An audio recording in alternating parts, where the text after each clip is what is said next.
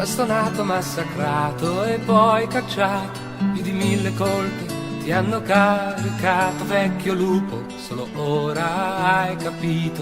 Cappuccetto la più furba ti ha giocato. Vecchio caro amico lupo, come va? Ti ricordi che non tanto tempo fa tu riempivi di paura e sogni miei? Ora non hai denti e sei qui tra noi.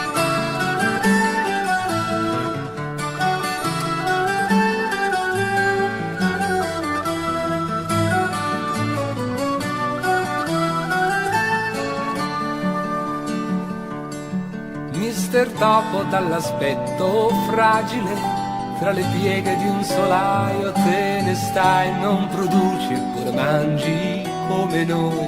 Hai 2 tane ma vorresti averne 6. Mister Topo dagli occhietti gelidi ti rivesti per cambiare immagine, sempre grigio, tuttavia impeccabile. Taglia i baffi oppure ti riconoscono.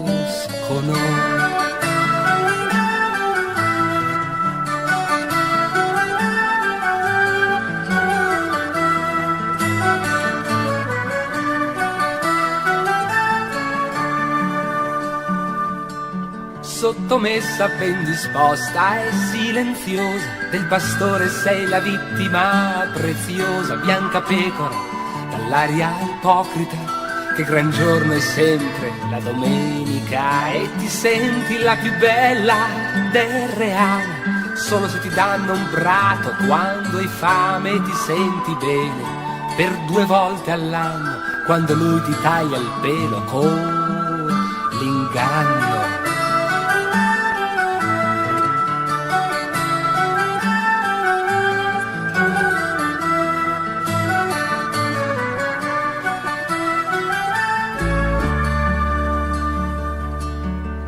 Gatto nero, gatto grasso, gatto ben pasciuto, rosso e viola le pantofole ti han comprate come massima espressione d'ambizione. Cerchi solo la conquista di poltrone.